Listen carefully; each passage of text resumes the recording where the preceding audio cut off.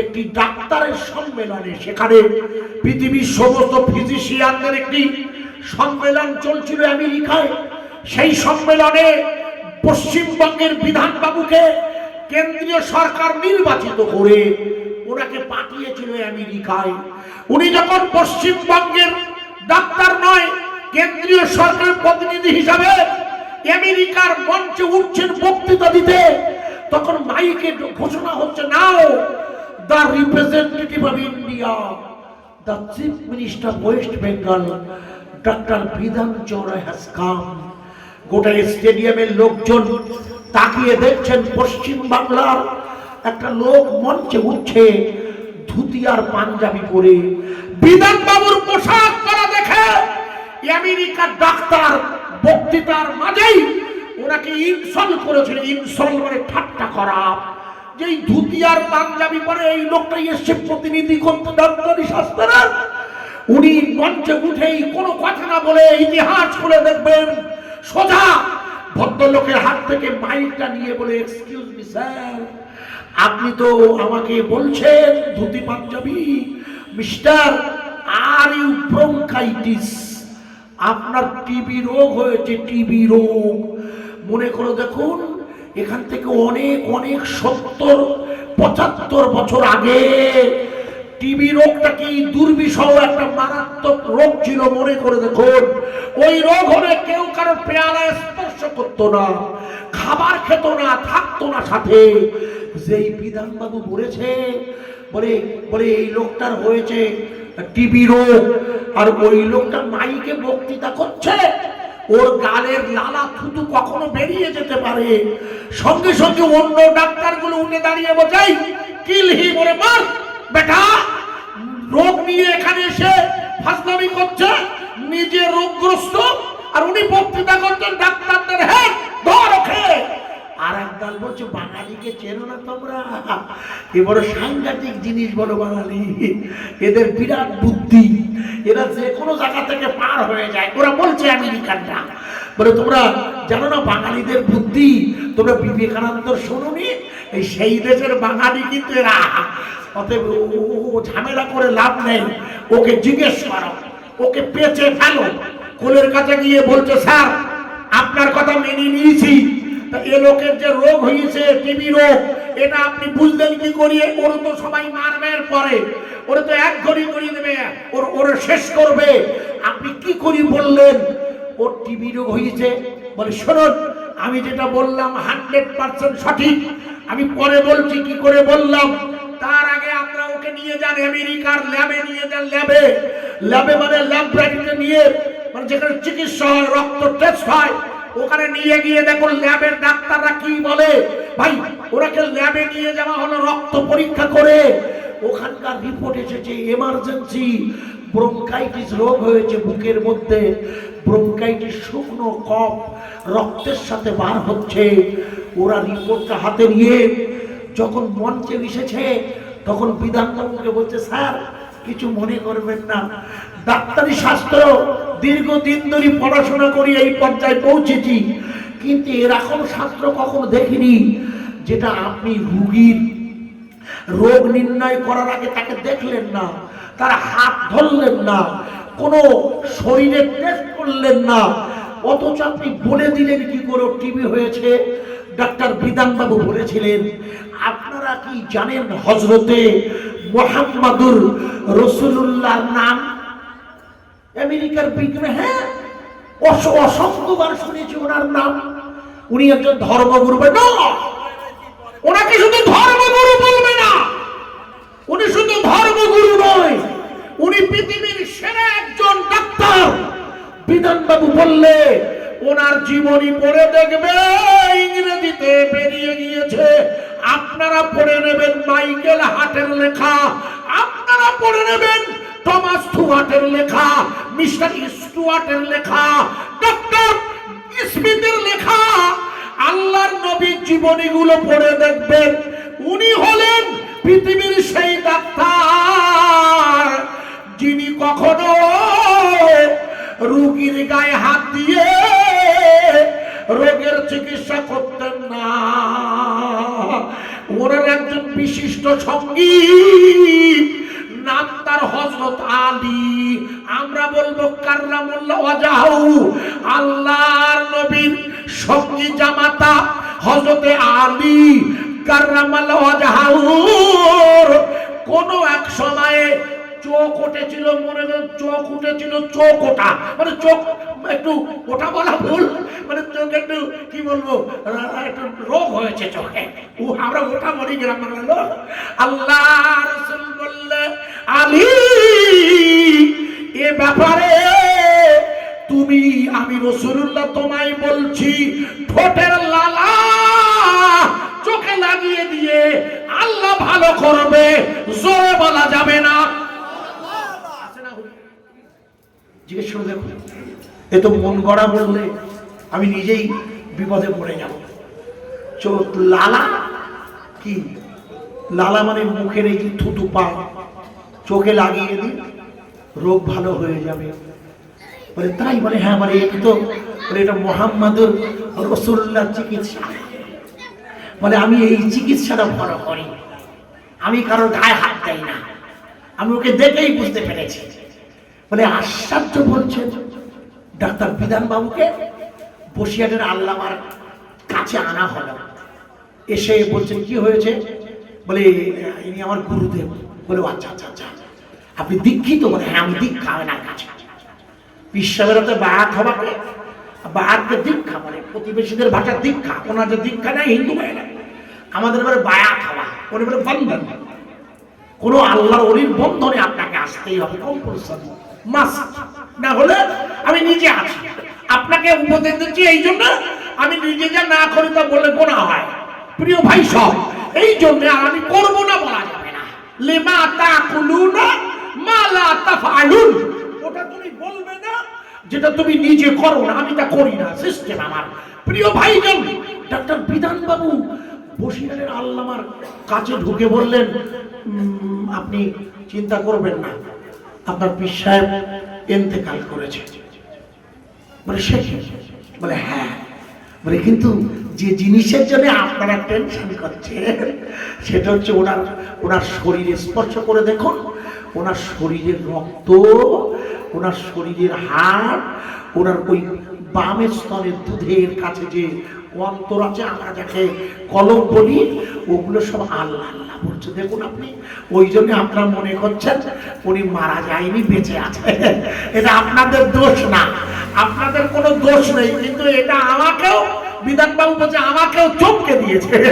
আমি যখন ঘরে ঢুকলাম প্রথমেই মনে করলাম আপনার গুরুদেব বোধহয় বেঁচে আছে। আমি ভালো করে পর্যবেক্ষণ করে দেখলাম উনি বেঁচে নেই। বলে স্যার আপনি তো শরীরে হাত দিলেন না। বলে আমি তো শরীরে হাত দেই না, তুমি তো জানো শরীরে হাত দেওয়ার কোনো প্রয়োজন হয় না। ওনার শরীর, অন্য একজন লেখক লিখেছেন অবশ্যই এখানটাতে, যে স্টেথোস্কোপ দিয়ে পরীক্ষা করেছিলেন, লেখা আছে, পড়বেন বলেছিলেন। আমি ইয়াকুব ভাই এই ওয়াজটা করেন দেখেছি, আমার ওটা পড়া নাই, যেটা আমি জানি না, নিজে যেহেতু পড়িনি বলতে পারি না, তবে শুনেছি ওনার শরীরে শোনা কথা বলছি, শোনা কথা বলাটা শরীয়তে নিষেধ আছে, তবু শুনেছি ওনার শরীরে কেটে স্টেথোস্কোপ দিয়ে ধরেছিলেন, আল্লাহ আল্লাহ বলছেন। এক কথায় স্টেথোস্কোপ ধরেছিলেন কিনা আমি জানি না, তবে হুজুরের শরীর আল্লাহ আল্লাহ আল্লাহ আল্লাহ বলছে। আপনারাই বলুন, যে মোমেনের শরীর আল্লাহ আল্লাহর জিকিরে মত্ত থাকে, ওই মোমেনের পৃথিবীর কোনো টেনশন, ওই মোমেনের কোনো সমস্যা বাস্তব জগতে এলেও সেটা সে সমস্যা বলে মনে করে না।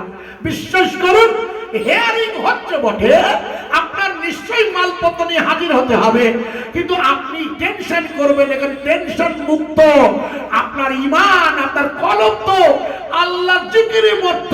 আপনি কাগজ জমা দিচ্ছেন, আপনার শরীর আল্লাহর গুণকীর্তন করছে পূর্ণ মাত্রায়। হেফাজতের দায়িত্ব তাই আপনার। আল্লাহ তাবারাক তাআলার রাসূল মূসা আলাইহিস সালাতু ওয়াস সালাম আল্লাহকে তাই বারবার দেখতে চেয়ে বলেছিল, রব্বিশ শাহলি সাদরি, শারালি সাদরি ওয়া ইয়াসসিরলি আমরি ওয়াহলুল উকদাতাম মিন লিসানি। আমার জবানটা যেটু তোতলা ছিল, তোতলা, এটাকে আপনি সুন্দর করে দিন, আমাকে দ্বীনের দাওয়াত দিতে বলছেন তো আল্লাহ। রাসূল পাক সাল্লাল্লাহু আলাইহি ওয়াসাল্লাম মুসা আলাইহিস সালাম আল্লাহর কাছে দরখাস্ত করেছিল, আল্লাহর নবী কখনো কোনোদিন দরখাস্ত করেনি, অথচ চারবার। মনে করে দেখুন, প্রথমবার ওনার বয়স তখন 2 থেকে 4, মা হালিমা সাউদিয়ার বাড়িতে উনি। দ্বিতীয়বার হযরত আবু তালেবের সাথে উনি সিরিয়ায় যাচ্ছেন। তৃতীয়বার 40 বছর বয়সে গারে হিরায় উনি যখন কোরআন নাযিল হচ্ছে, জিবরিল আমিন এসে প্রথমে ওনাকে, মনে করে দেখুন আপনাদের মনে নেই, ওনাকে উজু করিয়েছিলেন জিবরিল আমিন। মিকাইল আমিন সাথে ছিলেন, হুজুরকে উজু করিয়ে 2 রাকাত নামাজ পড়তে বলেন জিবরিল। জিবরিল শেখালেন এইভাবে পড়ুন। ওই 2 রাকাত নামাজ পড়ার পর ওনার বুকটা চিরে ফেলেছিল।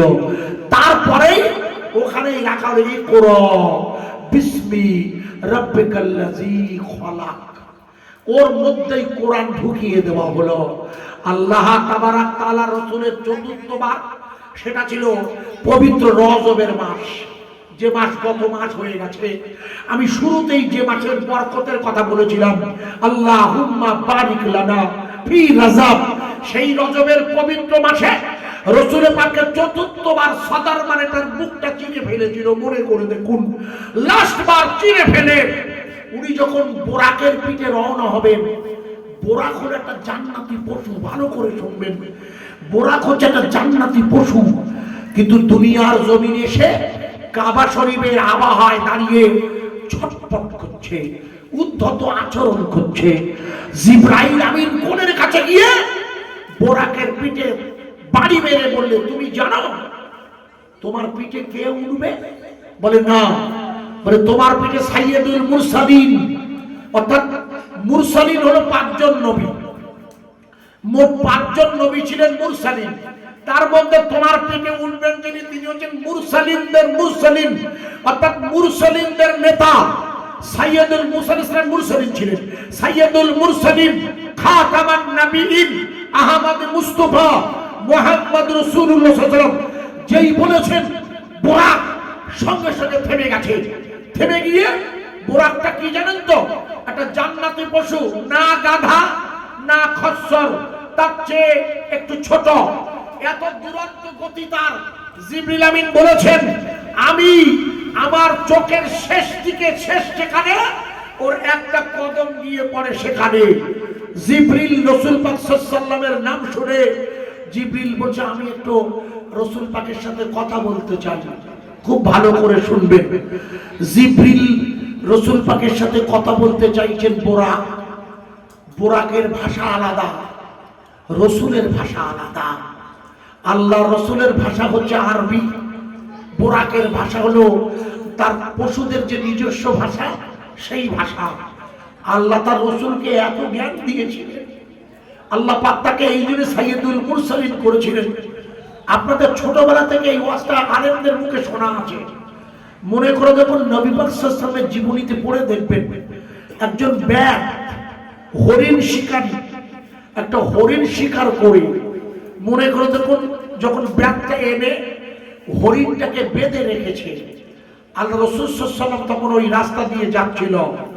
হরিণ ব্যাগের ওই বাঁধনের মধ্য থেকে আল্লাহ রসুলের সাথে কথা বলেছিল না? মনে করে দেখুন, মনে রসুলের সাথে কথা বললে, ইয়া রাসূলুল্লাহ, হরিণ বললে আমায় ধরে রেখেছে, আপনি আমাকে একটু জামিন দিয়ে ছেড়ে দিতে পারেন, আমার বাচ্চাগুলো দুধ খাবে। মনে করে দেখুন, হরিণ যে ভাষায় কথা বলছে ওটা রসুলের ভাষা নয়, কিন্তু আল্লাহ পাক তার রসুলকে এমন এলেম দিয়েছিল, রব্বি জিদনি ইলমা, যে এলেম নিয়ে আল্লাহকে দেখবে। কথা বোঝা যাচ্ছে কি? ভুলে গেলে মুশকিল। রসুল পাকের যে এলেম দিয়েছিল আল্লাহ, মুসা আলাইহিস সালামের সে এলেম দেয়নি, ভুল বুঝবেন না। আল্লাহ রসুল ওই ব্যাগকে বললে, এই ব্যাগ, তুমি হরিণটাকে ছেড়ে দাও। মনে করে তখন ব্যাগ বললে, আপনি কি পাগল? এই জন্য লোকে আপনাকে পাগল বলে। কি বলছেন আপনি? ওই হরিণটাকে ছেড়ে দিলে কি আর ফিরে আসবে? আল্লাহ রাসূল বললেন, বিনিময়ে আপনি আমাকে জামিন দিন। বলে এই জন্য লোকে আপনাকে পাগল বলে। অথচ ইতিহাস বলছে আল্লাহ রাসূল সাল্লাল্লাহু আলাইহি ওয়াসাল্লামকে ব্যাগ যখন তার নিজের করায়তে রাখলে দৌড়ে গিয়ে হরিণীটা তার শিশুদের কাছে গিয়ে বললেন দুর্বল সনদ এসছে, কিন্তু দুর্বল সনদ জয়ীফ অনেকে বলে, এটা জায়েজ আছে, লিখে নেন ফজিলতের ক্ষেত্রে দুর্বল সনদ যাকে জয়ীফ বলছে, ফজিলতের ক্ষেত্রে সে হাদিস ব্যবহার করা জায়েজ আছে, মসলাটা লিখে নেন। প্রিয় ভাই সব ভুল বুঝবেন না, বিশ্ব রাসূল সাল্লাল্লাহু আলাইহি সাল্লামের কাছ থেকে বেরিয়ে ওই যখন দুরন্ত গতিতে হরিণটা তার বাচ্চাদের নিয়ে ফিরছে, বেয়াদ অবাক হয়ে দেখলে আমি ছেড়ে দিয়েছি একটা, আর সঙ্গে এতটা। সবচেয়ে অবাক করা কাণ্ড, আল্লাহর নবী তাদের কথা বুঝতে পারত। আল্লাহ তাকে এমন এলেম দিয়েছিল, আধ্যাত্মিক জগতের গুরুদেব তার কলবে আল্লাহ যে এলেম দিয়েছিল, সেই এলেমের বোঝায় আল্লাহ রাসূল তাদের হরিণীর সাথে কথা বলছে জান্নাতি বোরাকের সাথে। বোরাক দাবি করছে, ইয়া রাসূলুল্লাহ আমি আপনাকে পিঠে তুলতে পারি, তবে শর্ত হলো একটা। জিবরিল অবাক হয়ে বলছে, আরে তুমি কি বলছো? বলে আপনি বুঝবেন না ফেরেশতা, আমি আল্লাহ রাসূলের কাছে শর্ত করে নিচ্ছি। বলে তোমার স্পর্ধা কম নয়, তুমি নবীর সাথে কি শর্ত করছো? বলে আল্লাহর নবীর কাছে আমার শর্ত হলো আল্লাহর নবী আমাকে বলুন উনি জান্নাতে আমার পিঠে উঠে যেন ঘোরাফেরা করে, আমি জান্নাতে ওনার বাহন হয়ে থাকতে চাই। একবার জোরে বলা যাবে না ভাই? আরো জোরে বলতে পারেন না? মনে করে দেখুন, জিবরিল রাসূল পাককে নিয়ে পিছনে বসে এবার বোরাক ধরে যাচ্ছে। মনে করে দেখুন, ভালো করে ওয়াজ বুঝবেন। জিবরিল রাসূলকে ধরে নিয়ে যখন যাচ্ছেন, ভাই আপনার প্রশ্নের উত্তরটা এবার দেখুন ভালো করে। জিবরিল যখন যাচ্ছেন রাসূলের সাথে, যেতে যেতে হঠাৎ একটি সুন্দরী মেয়ে, দারুণ সুন্দর দেখতে, অত্যন্ত রূপসী একটি সুন্দরী মেয়ে, অত্যন্ত জ্যোতি পোশাক, চেহারাটা দারুণ মুগ্ধকর, সেই মেয়েটা ডাকছে মুহাম্মদ। আমরা সাল্লাল্লাহু বলবো, মুহাম্মদ একটু দাঁড়ান। আল্লাহ রাসূল ফিরলেন না, ভালো করে লিখে নিন। আরেকটা দূর যাচ্ছে, খানিকটা আরেকটু দূর এগিয়ে গেছে, আল্লাহ রাসূলকে ডাকছেন আরেকজন মহিলা। তবে মহিলাটা আগের মতো সুন্দরী নয়, এই মহিলাটা বৃদ্ধা, মহিলাটা কিম্ভূতাকার। হাদিসে এসেছে কিম্ভূতাকার মানে হলো মুখটা এমন, তার ফিরলেই আতঙ্ক হয়, এমন কিম্ভূত চেহারা।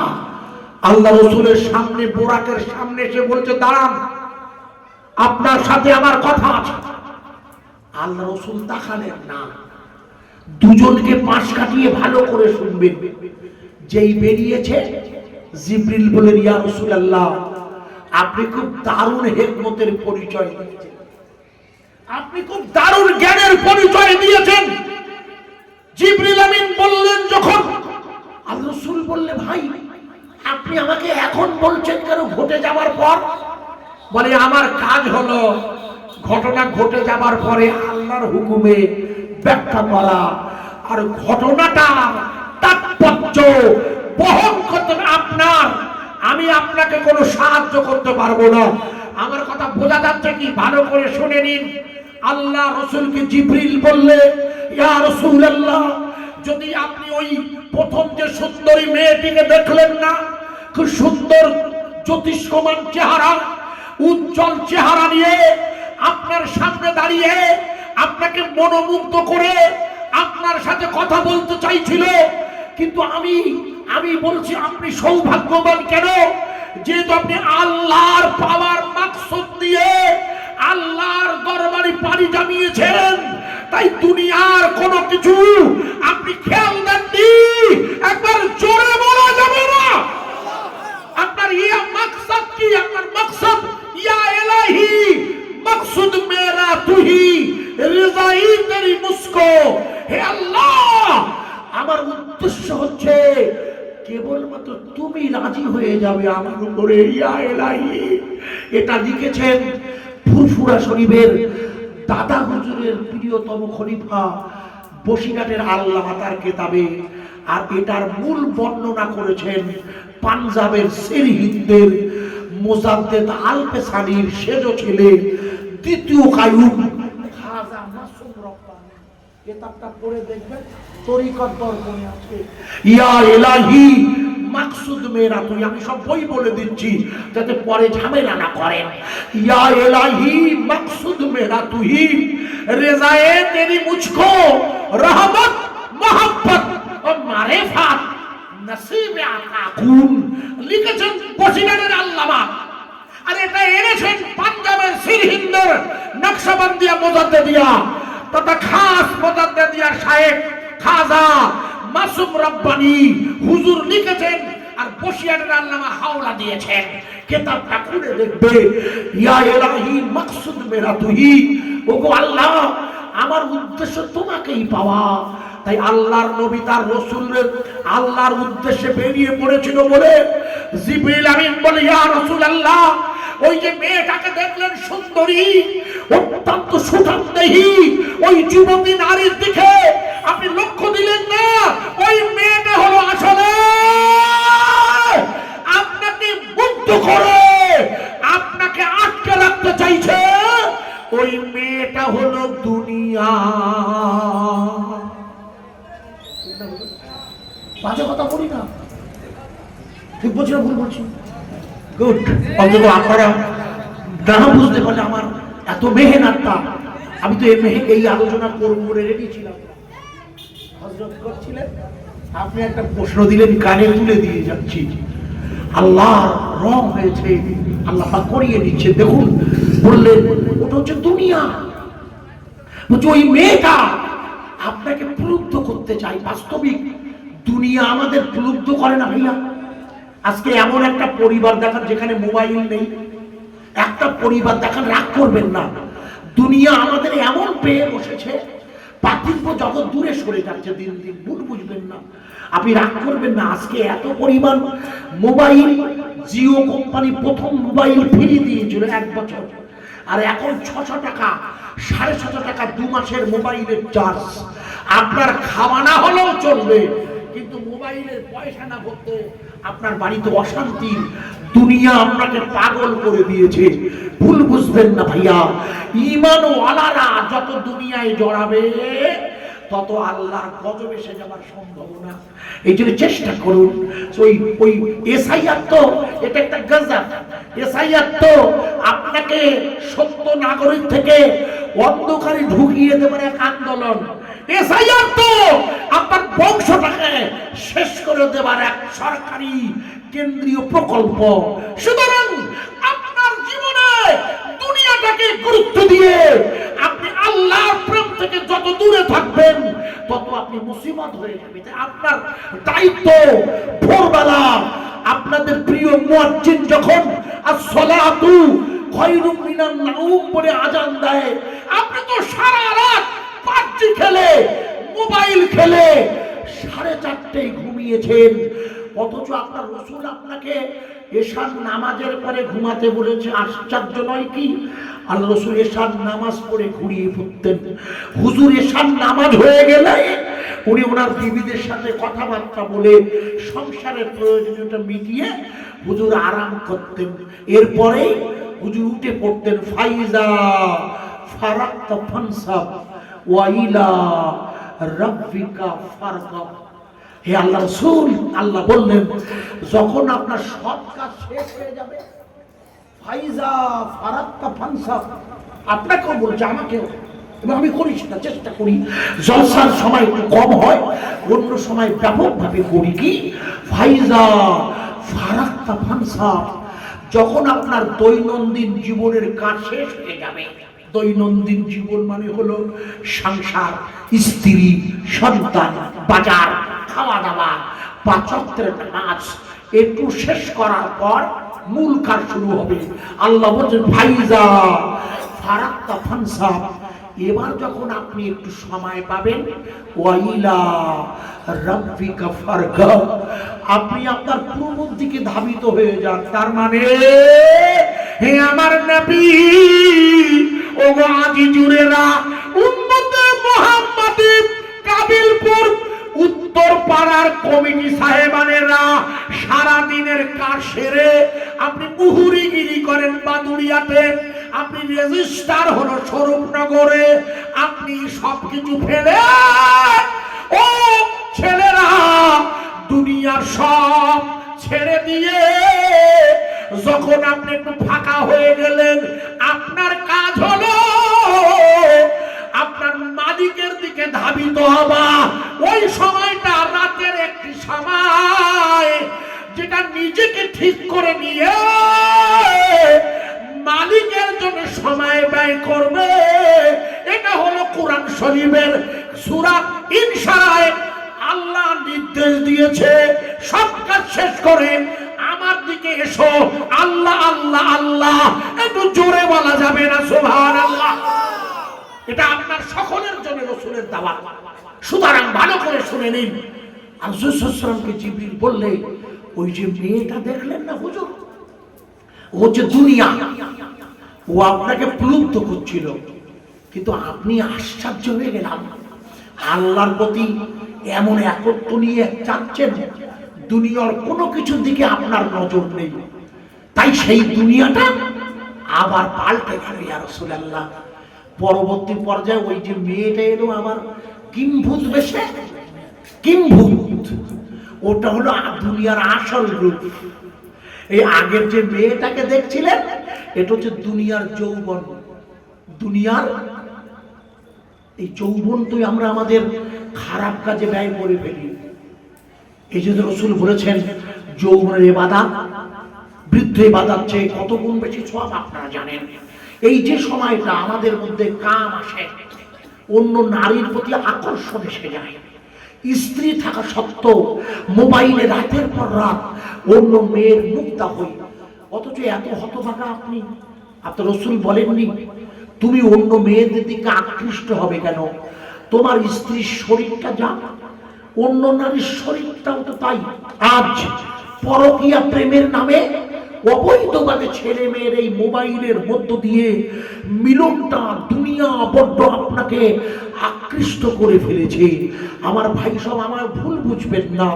আল্লাহ রাসূল সাল্লাল্লাহু আলাইহি ওয়াসাল্লামের কাছে এবার ওই দুনিয়ার চাকচিক্যময় মেয়েটা কিম্বুতাকার চেহারা এসে হাজির হয়েছে। জিবরিল বলে, ইয়া রাসূলুল্লাহ, ওটা সেই মেয়েটা।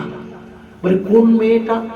বলে, যাকে আপনি এলাও করেন নাই, যে মেয়েটাকে আপনি ছেড়ে দিয়েছিলেন কথা না বলে, ওই মেয়েটা তার আসল রূপ নিয়ে আপনার কাছে এসেছে। আবার ওই দুনিয়াটা হলো আসলে ওরকম কিম্ভূত চেহারা, যার দিকে ফেরা যায় না। মানুষ যদি দুনিয়া নিয়ে এমন ভাবে ওই মেয়েটির চেহারার সাথে দুনিয়াকে যদি মেলাতে পারে,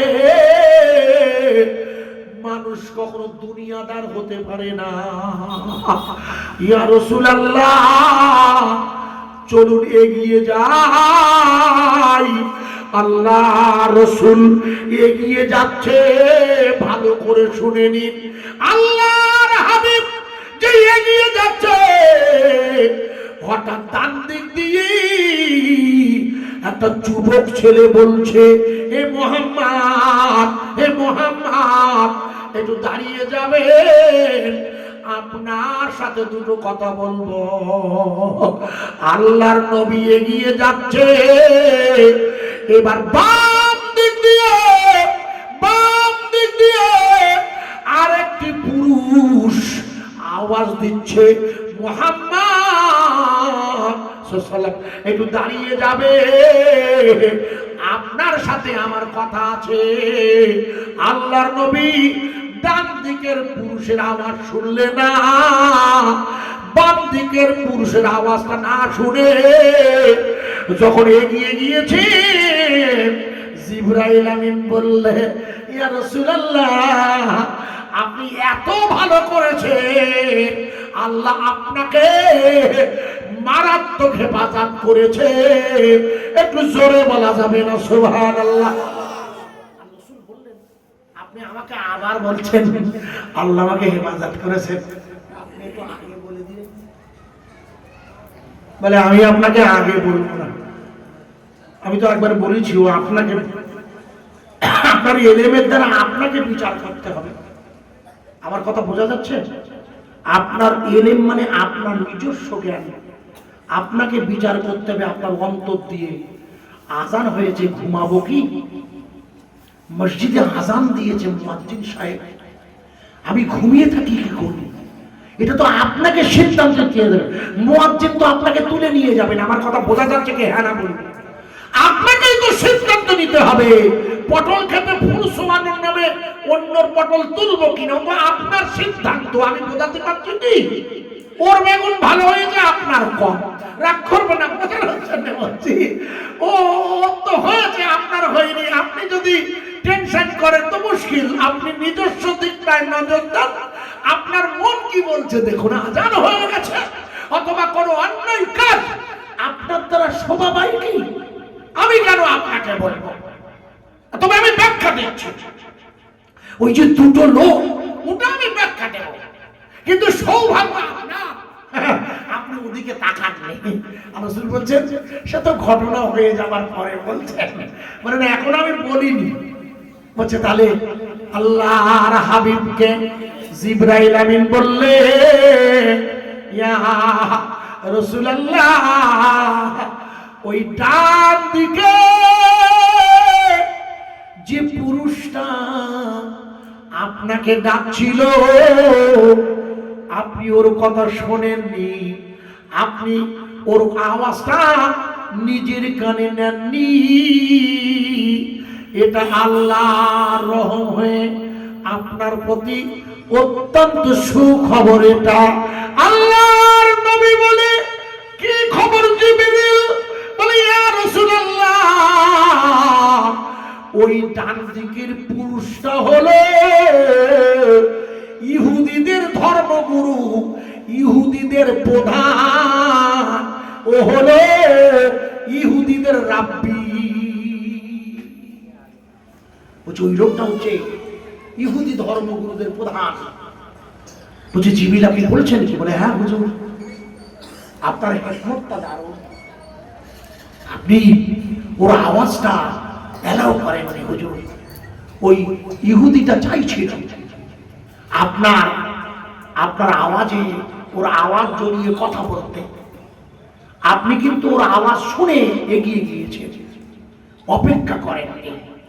সৌভাগ্য আপনার, আপনি যদি ওর আওয়াজ শুনে দাঁড়িয়ে কথা বলতেন, তাহলে আপনার একদল উম্মত ইহুদি হয়ে যেত। ইয়া রাসূলুল্লাহ, আপনার সৌভাগ্য, আপনার উম্মত যারা হবেন এরা কখনো, বরং ইহুদিরা আপনার উম্মত হবে। একটু জোরে বলবেন না সুবহানাল্লাহ? বলছে ইহুদিরা আপনার উম্মত হবে। আপনি লক্ষ্য করে দেখুন, ভুল বুঝবেন না। আজকে গোটা বিশ্বের দিকে তাকিয়ে দেখুন, আমেরিকার প্রেসিডেন্ট ডোনাল্ড ট্রাম্প বাবু শান্তির নামে গাজা ভূখণ্ডটা যেন তেন দখল করতে চেয়েছে, যেন তেন প্রকারে।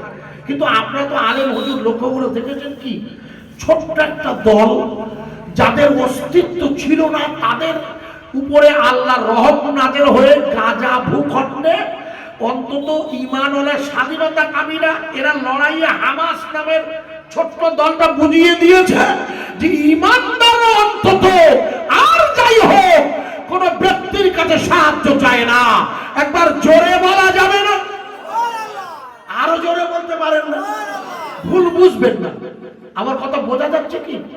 ইসরায়েলের হামলা, মিস্টার ট্রাম্পের পরিকল্পনা, আমি জানি না কতটা বাস্তবে হবে, আল্লাহ জানেন। কারণ যেখানেই আমেরিকার নাক গলিয়েছে সেখান থেকে পর্বতের নাক খাত দিয়ে বেরিয়ে গেছে, সব ইতিহাস তাই বলছে। ওই যে ভেনেজুয়েলা জোর করে সেখানকার নির্বাচিত সরকারের প্রধানকে ফেলে দিয়ে স্বামী স্ত্রী রাতের বেলা ঘুমিয়েছে, ধরে নিয়ে গেল। এখন বলছে গ্রিনল্যান্ড আমাকে দিতে হবে। এটা হচ্ছে নমরুদের তথা ফেরাউনের ওই রাজসিংহাসনের কাহিনীর সাথে মিলে যায়। 2026 সালে এটা চলে না, এটা এ যুগ শেষ হয়ে গেছে, এখনকার যুগটা আলাদা।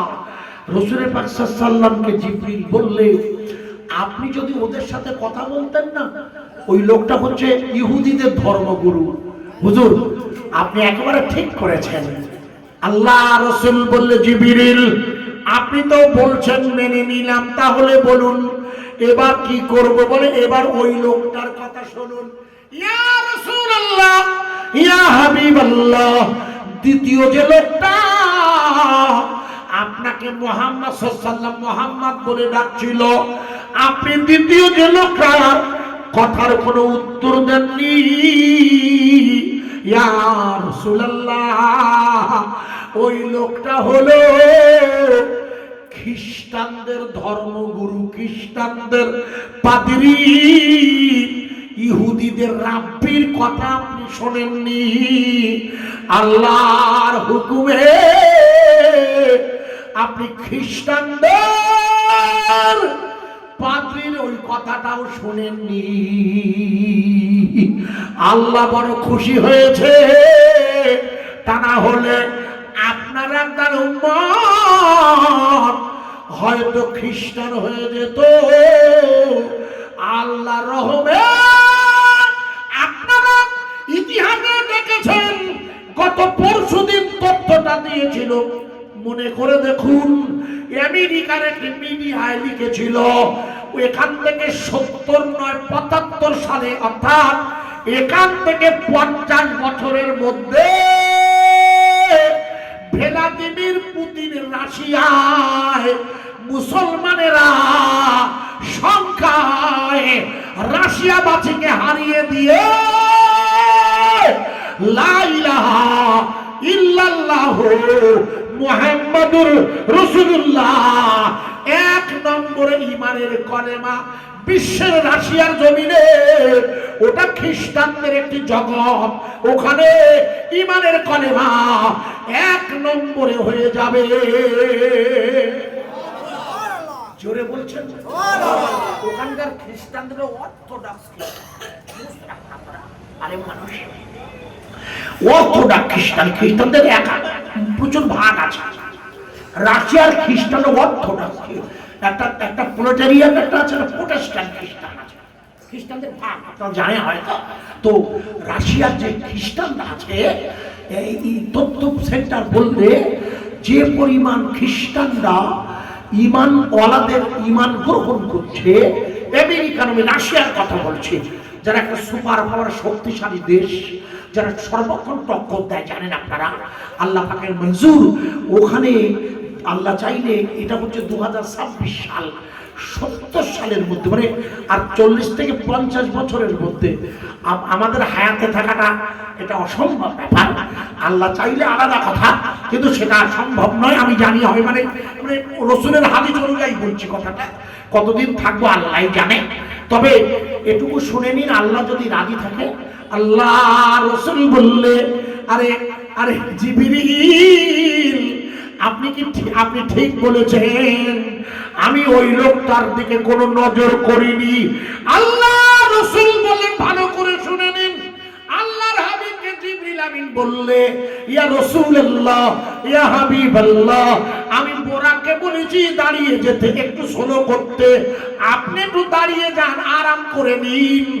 আল্লাহর তরফ থেকে আপনার এই কাজের পরে কিছু হাদিয়া এসেছে, হাদিয়া। আল্লাহ রাসূল বলছেন, জিবরিল কি বলছেন আপনি? বলে, হ্যাঁ, আল্লাহ আপনার উপরে এত খুশি হয়েছে ইয়া রাসূলুল্লাহ, আল্লাহ খুশি হয়ে আপনার জন্য কিছু হাদিয়া পাঠিয়েছেন, একটু খেয়ে নেন। আল্লাহ রাসূল বলছেন, আমি খেয়ে নেব, কি হাদিয়া আছে? বলে, দাঁড়া। আল্লাহ রাসূল জিবরিল আমিন করলেন কি, আল্লাহ রাসূল হাদিয়া পার পেশ করছেন। এবার লিখুন, আল্লাহর রাসূলের জন্য জিবরিল প্রথম যে হাদিয়া বার করলেন সেটি 1 গ্লাস সাদা পানি। আল্লাহর নবীর জন্য জিবরিল দ্বিতীয় যে খাবারটা বার করলেন সেটা 1 গ্লাস মধু। আল্লাহর নবীর কাছে জিবরিল এবার যে হাদিয়াটা দিলেন সেটা হলো 1 গ্লাস দুধ। এই 3 প্রকার খাবার দিয়ে জিবরিল আমিন বললে, ইয়া রাসূলুল্লাহ, এবার আপনি বেছে নিন কোন খাবারটা খাবেন। আমি আপনাকে জিজ্ঞেস করছি, আপনারাই বলুন। এটা খুব জটিল সমস্যা না? এখন আপনি নিজেরাই বলুন, কারণ তিনটে তো খাওয়া যাবে না। যদি বলতে হুজুর তিনটাই খান, সমস্যা নেই, কিন্তু যখন একটা খেতে বলছে তখন আপনি কি করবেন? আপনি বলুন, তখন আপনি কি করবেন? আপনি যদি ভালো করে শুনবেন, আপনি জানেন আমাদের এই নফসের যে ভাগ বলছিলাম, হুজুর বলছিল না, নফসের নাম বলছিল, ওই দেখবেন মূল হিমা বলে একটা শব্দ আছে, মূল হিমা। ওখানে দেখবেন কোরআনটার শব্দ মূল হিমা আছে। আচ্ছা দেখেন, আমি হাফেজ ভাই, হাফেজ সাহেব বললাম মূল হিমা বলে শব্দ আছে ভাই, আছে। এই দেখেন আমি জানি না, মানে আমি পড়ি বলে বলছি, কিন্তু আমার আমি মুখস্থ নেই ভাই, হাফেজ নই তো, সব মনে থাকে না, কিন্তু পড়া আছে। মুলহিমা, এই মুলহিমার মিম শব্দটা বাদ দিলে হয়ে যায় আলিফ যোগ হলে ইলহাম হয়ে যায়। অর্থাৎ যাদের নফস, ভালো করে বুঝবেন, যাদের নফস কন্ট্রোল হয়ে গেছে, আমি কি বোঝাতে পারছি? যাদের নফস আল্লাহর জন্য মুতমাইন হয়ে গেছে, অর্থাৎ তারা আল্লাহ ছাড়া কিছু বোঝেন না। এমন হাজারো মানুষ আছে ভাইয়া, তাদের সব আল্লাহমুখী, মসজিদে আসে, পাঁচ ওয়াক্ত মুসল্লি, তারা আল্লাহর জন্য রাতে সময় দেয়। মুলহিমা, তাদের নফসটাকে মুলহিমা থেকে ইলহাম, ইলহাম আসে তাদের, ইলহাম। ইলহাম বোঝা যাচ্ছে কি? ইলহাম হলো ওলিদের জন্য, হলো মনে রাখুন, ওলিদের জন্য ইলহাম, আর নবীদের জন্য হলো ওহী। মনে রাখবেন, সাধারণ মানুষ আল্লাহ ওয়ালাদের জন্য আল্লাহ ইলহাম। এটা মানেন কি? হ্যাঁ না বলেন, তাহলে আমাকে আবার খাটতে হবে। না বলবেন না, মানি না, মুশকিলে পড়ে যাবে, আমাকে আবার খাটতে হবে। 9:45 হয়ে গেছে, আমি বিদায় নেবো ভাইয়া। ইলহাম আর মুলহিমা দুটো জিনিস। ইলহাম হচ্ছে আপনার নফসে মুলহিমা, হুজুর বল ঠিক বলেছেন, সাহেব মহাজন সাহেব শুনুন, ঠিক বলেছেন, ভালো হাফেজ সাহেব। ইলহিম, ইলহাম, ইলহাম হয় ইলহাম। দেখবেন আপনি যখন আল্লাহর প্রেমে মত্ত থাকে, মানে নামাজ, আমি নামাজটা দিয়ে বোঝাচ্ছি। এখানে আমরা যারা আছি সবাই নামাজ পড়ি না কম বেশি? আরে বাবা, ঈদের দিনও তো যান। তা দেখবেন নামাজে যখন আপনি সব দিন হবে না, যেদিন দেখবেন আপনার শারীরিক এবং মানসিক সুস্থতা আছে, যখন আপনি মসজিদে ঢুকবেন, দেখুন আমার শরীরটা যখন আল্লাহুম্মা তাহলি আবু আবা বা রহমাতিকা বলে ঢুকবেন, আপনি খেয়াল করে দেখবেন আপনার শরীরটা অন্যদিন অপেক্ষা এই সময়টা হঠাৎ আপনার শরীরটা যেন অন্য রকমের অনুভব করছেন। আপনি বিশ্বাস করুন, যেমন জুমার দিন, আমি বুঝিয়ে দিচ্ছি, জুমার দিনে মসজিদে আসতে হয় আজান হবার অন্তত 8 ঘন্টা আগে। মানে তার মানে হুজুর খুতবা দেওয়ার আগে ঢুকতে হয়। আমার কথা বোঝা যাচ্ছে কি? আমরা ঢুকি 12:30 পৌনে 1, আপনারা ঢোকেন, কাজের লোক সে ঢুকেন কে যান, কিন্তু নিয়ম হলো জুমার দিন। কেন? আল্লাহ বলছেন কোরআনে আয়াত এসে, যখন জুমার আজান হয়ে যায়, ইজা নুদিয়া লিসসালাহ লিয়াউমিল জুমআ ওয়া যারাল বাই, যখন জুমার আজান হয়ে যাবে তখন সমস্ত রকমের বেচাকেনা নিষিদ্ধ। তার মানে ওনার করা যাবে অবৈধ, বৈধ নয়। আপনার ফসল খেতে আর আপনি পানি দিতে পারবেন না। ভালো করে চলে গেলে যেন গীবত করবেন না। আপনি যে বেগুন তুলছিলেন ওটা এড করে দিতে হবে, আজান হয়ে যাবে, সময় হয়ে গেছে। আপনি মসজিদে ঢুকে যাবেন আজান হবার আগে, গিয়ে প্রথম কাতারে বসে যাবেন। কারণ রাসূল বলেছেন, জুমার দিন যারা প্রথম কাতারে বসে তারা কতটা সওয়াব পায়। আপনি তো, আপনার বলতে হবে না, মুসল্লিদের মুখস্থ। আপনাদের মুখস্থ নেই? কোন উটের তো হুজুর বলছিলেন, আপনার ইমাম সাহেব হুজুর বলছিলেন, উটের পর সময় লম্বা করছিলাম। এই যে অনুভূতিটা, আপনি যখন মসজিদের মধ্যে বসে এবার হুজুরের বয়ান শুনবেন, ভুল বুঝবেন না, সে যে বয়ান দিক, তখন আপনার মনে একটা অনুভূতি আসে না? একটু হ্যাঁ না বলুন। যদিও ওর মধ্যে আবার 2-1টা পার্টি ঘুমোয় আছে, বলো ঘুমোনো পার্টিও আছে। আমি আমার ধরো আমার দেবো তো নাই, আমি ঘুমাই, আমি তো বাহান দেবো, তা ঘুমো ধরুন ঘুমিয়ে গেল। ও ঘুমিয়ে গেলেও কিন্তু ও একটা এর মধ্যে থাকে যে আমি একটা নসিহতের মধ্যে আছি। ওই দেখবেন নামাজে তাই যখন সুবহান রাব্বিয়াল আলা বলবেন, দেখবেন আপনার শরীরের লতিফা, আপনার শরীরের অঙ্গ প্রত্যঙ্গ আপনার জন্য কেমন একটা আনন্দ দান দিচ্ছে, আনন্দ হচ্ছে। দেখবেন কখনো কোনো সব দিন হবে না, সব নামাজে হবে না, সব ওয়াক্তে হবে না। এই যে রাসূল বলেছেন 2 রাকাত নামাজ, একটা হাদিস আছে, 2 রাকাত নামাজও যদি শুধু আল্লাহ হয়ে যায় আর দরকার নেই। বিশ্বাস করুন, হাদিসটা আপনারা জানেন, সব নামাজ আল্লাহ। কিন্তু এমন হয়ে যায় কখনো কোনো নামাজ, আপনি বলুন সব রোজা আল্লাহ, কিন্তু লাইলাতুল কদর রোজাগুলো যখন শুরু হয় তখন আমাদের শরীরটা আর একটা চাহিদা থাকে না আল্লাহর কাছে, যে আল্লাহ লাইলাতুল কদরের রাত তোমার রহমতের জন্য আশা করছে। এই আগামী 19 মার্চ লাইলাতুল বরাত, আপনারা বলুন বিশেষ আল্লাহর জন্য এই রাতে আপনাকে সময় দিতেই হবে, মাস্ট। এদিন তো খিচুড়ি আর পায়েস রান্নার রাত নয়।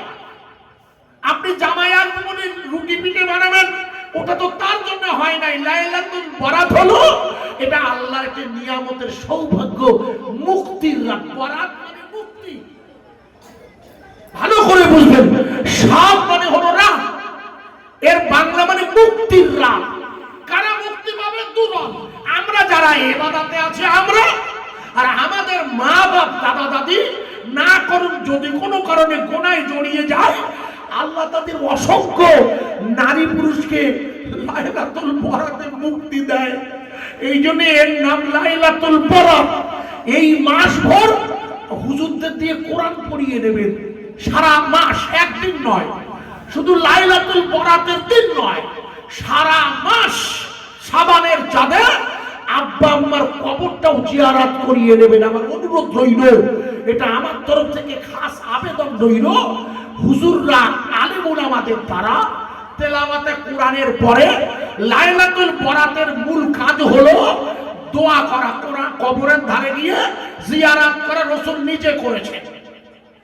পবিত্র শাবানের 14 শাবানের দিবাগত রাতে মায়েশা সিদ্দিকার ঘরে রাসূলের ওই দিন পালা ছিল। আজকে রাতের পালাটা মায়েশা সিদ্দিকার ঘরে, সেই দিন 14 শাবান। মায়েশা জানে না। আল্লাহ রাসূল সাল্লাল্লাহু আলাইহি ওয়াসাল্লাম হাদিসে এসেছে, জামাটা খুলবে, খুলতে যাবে, অমনি জিবরাইল আমিন এসে গেছে। ইয়া রাসূলুল্লাহ, আপনি জানেন না আজ হলো 14 শাবানের দিবাগত রাত? রাসূল বললেন, হ্যাঁ জিবরিল, আমাকে কি করতে হবে? বলে আপনাকে সেজদা দিতে হবে। মনে করে দেখুন রাসূল এত লম্বা সেজদা দিয়েছিলেন, মায়েশা মনে করছে হুজুর পর্দা নিয়েছে। মনে করে দেখুন হুজুর ওখান থেকে উঠে মায়েশার কাছে অনুমতি নিয়েছিল যে আজকের রাতে তোমার ঘরে আমার থাকার পালা, কিন্তু বিশেষ কিছু কাজ জিবরিল আমাকে নির্দেশ দিয়েছে, তুমি যদি অনুমতি দাও। মায়েশা অনুমতি দিয়েছিলেন। বিশ্ব রাসূল কখন সেজদা ছেড়ে দিয়ে জান্নাতুল বাকিতে গিয়ে জিয়ারত করছে মায়েশা জানে না। হাদিসটা খুলে দেখবেন, আল্লাহ রাসূল যখন জিয়ারত করছে মায়েশা রাসূলকে খুঁজছে।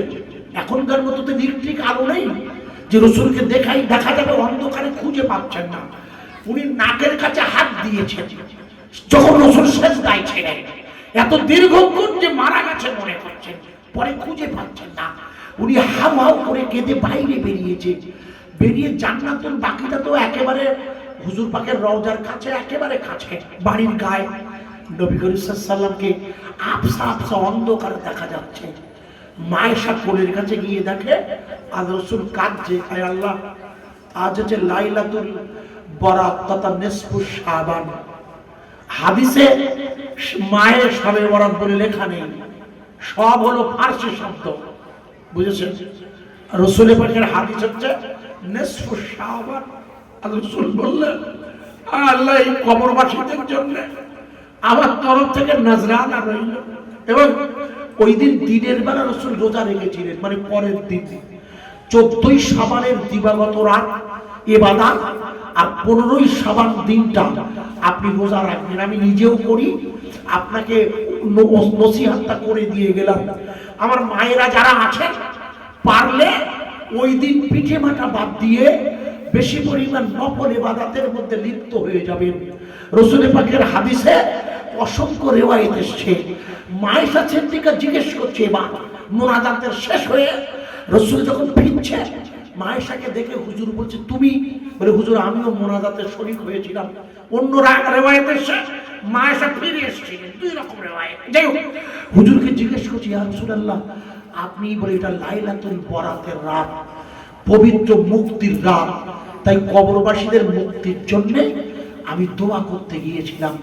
হযরতে আমি লম্বা করছি না, জিবরিল আমিন বললেন, ইয়া রাসূলুল্লাহ আপনার কাছে 3 রকমের পানি এসেছে, তিনটেই আপনার উপাদেয়, কোনটা খাবেন আপনি বেছে নেন। আর রাসূল খুব চিন্তায় পড়ে গিয়েছে। ভাই নবী পাকের কাছে ওই হতো, কিন্তু এখন তো কোরআন নাযিল হচ্ছে না, ওই হবে তো নাযিল হবে, কোরআন নাযিলটাকে ওহী বলা হয়। কিন্তু আল্লাহ রাসূলের কলবে কখনো কখনো হাদিস বর্ণনা করার জন্য সরাসরি ঢুকিয়ে দিতেন, ওকে হাদিসে কুদসি বলা হয়। নিশ্চয়ই জানেন আপনারা, আপনাদের আলেম উলামা আছেন, হাদিসের দুটো ভাগ আছে, একটা সরাসরি রাসূলের জবান দিয়ে বেরিয়েছে দীর্ঘ সময় ধরে, আর আল্লাহ ওনার কলবের মধ্যে, যেটাকে হাদিসে কুদসি বলা হয়। আর ওলিদের কলবে এটাকে ইলহাম বলা হয়। বোঝা যাচ্ছে কি? হ্যাঁ না বলুন। যিনি আল্লাহর ওলি হন, বুজুর্গ হন, উনি ইলহামের মধ্য দিয়ে, যেহেতু লাইলাতুল কদর 5টা রাত, কিন্তু কোন রাতে লাইলাতুল কদর হবে আল্লাহর নবী জানতেন। বিশ্বাস করুন, হাদিসে এসেছে আল্লাহ রাসূলকে জিবরিল জানিয়ে দিয়েছিল, ইয়া রাসূলুল্লাহ আজ হলো লাইলাতুল কদর। হুজুর বলতে যাবে, ও আমার সাহাবারা আজ হলো লাইলাতুল কদর, আজকের রাতের ইবাদত 83 বছর 4 মাসের গুনাহ মাফ করিয়ে দেয়। আল্লাহ রাসূল বলতে যাবে, হুজুর বেরিয়ে দেখে দুজন সাহাবা তাদের মধ্যে তর্ক করছে। আল্লাহর নবী তাদের তর্কটা থামাতে গিয়ে ভুলে গিয়েছিলেন, সেটাও ছিল আল্লাহর ইচ্ছা। আল্লাহ পাকের ইচ্ছা ছিল এই ঘটনাটা ঘটবে আল্লাহ রাসূলকে, তাই পরবর্তীতে বলা হলো বেজোর রাতগুলোতে 21, 23, 25, 27 আর 29। তবে আল্লাহর ওলিগণ চাইলে আল্লাহর সাথে প্রেমের মধ্য দিয়ে ইলহামের দ্বারা তারা সময় জানতে পারে। ভাইয়া আল্লাহ চাইলে, ভুল বুঝবেন না, আল্লাহ রাসূল আল্লাহর খাস দোস্ত, তাই আল্লাহ রাসূল চাইলে সাদা পানিটা তুলে নিতে পারতে, আল্লাহর হাবিব চাইলে উনি মধুটা নিতে পারতে। সাদা পানি হলো আল্লাহর নিয়ামতের এক পূর্ণ জাজবা, যেটা না খেলে আপনি চলতে পারেন না। আর মধু হলো আল্লাহর নবীর হাদিসে এসেছে, মধু হলো আর কালো জিরা সমস্ত রোগের ঔষধ। যারা চিকিৎসা করেন, আলেম উলামা তদবির করেন, হুজুরেরা যারা, তারা কালো জিরা আর মধু দিয়ে একটা নিয়ামতপূর্ণ খাবার বানিয়ে দেয়। আল্লাহ রাসূল করলে কি, ওই সাদা পানি আর মধুর পেয়ালা রেখে দিয়ে উনি দুধের পেয়ালাটা হাতে নিয়ে আল্লাহর নাম নিয়ে দুধটা খা, আল্লাহর হাবিব শুরু করলেন, অর্থাৎ রাসূল দুধটা খেলেন। জোরে বলা যাবে না। আল্লাহ রাসূল কি খেলেন? দুধটা। পানিটাও খুব নিয়ামত, হুজুর খাননি। হুজুর কি বৃক্ষ দেখুন, জ্ঞান দেখুন, আহা! হুজুর খেলেন না, মধুটাও খেলেন না। ভালো করে বুঝবেন আব্বা, হুজুর দুধটা নিলেন, দুধটা খেলেন। তবে একটা জটিলতা ওইখানে হয়েছিল, সেটা হচ্ছে আল্লাহ রাসূল সব দুধটা খাননি, একটুখানি রেখে দিয়েছিলেন। হুজুর দুধের সব খাননি। এটা হচ্ছে এটা হয়, মানে সব দুধটা হুজুর খেতে পারে, আবার কিছু রাখতে পারে তার ইচ্ছা। যখন সব দুধটা না খেয়ে হুজুর যখন রাখলেন, জিবরাইল এবার বললেন, ইয়া রাসূলুল্লাহ আপনি যদি সব দুধটা খেতেন না, তাহলে আপনার কোন উম্মত জাহান্নামে যেত না। একবার জোরে বলবেন না? আরো জোরে বলতে পারছেন না? তারপরে হুজুর সাল্লাল্লাহু আলাইহি যদি ওই দিন মানে মিরাজের রাতে সব দুধটা খেতেন, তাহলে আমাদের নামাজ পড়তে হতো না। একটু সুবহানাল্লাহ বলতে পারলেন না? কি সুযোগ! আরে বুঝতে পারেন না, জাহান্নামে যাবেন তো নামাজ না পড়লে, গুনাহ করলে। আমার কথা বোঝা যাচ্ছে কি? হ্যাঁ না বল, বুঝতে হয়, আর খুব ভালো করে বুঝতে একটা মুশকিল তো। জিবরাইল আমিন বলেন, ইয়া রাসূলুল্লাহ, আপনি যদি সব দুধটা খেতেন, হুজুর তখন বলতে শিগগির দেন, যে দোকান বাকি আছে খেয়ে নেই। জিবরিল বলে, ইয়া রাসূল আর হবে না। বলছে কেন? বলছে তকদির লেখা হয়ে গেছে। বুঝাচ্ছে? বলছে তকদির লেখা হয়ে গেছে, আপনি ওই পর্যন্ত খাবেন। আমার জন্মানোর 50,000 বছর আগে আল্লাহ লিখে দিয়েছে, আজিজুর রহমান 2026-এর জানুয়ারি মাসের 28 তারিখে উত্তরপাড়া প্রিয়তম কাবিলপুরে নসিহত করবে, কিন্তু খাবে এখানকার পানি। আমার কথা বোঝা যাচ্ছে? ইয়া রাসূলুল্লাহ, ওটা তকদিরের ফয়সালা, আপনি অহেতুক দুঃখ করবেন না, ওই পর্যন্তই আপনি খাবেন।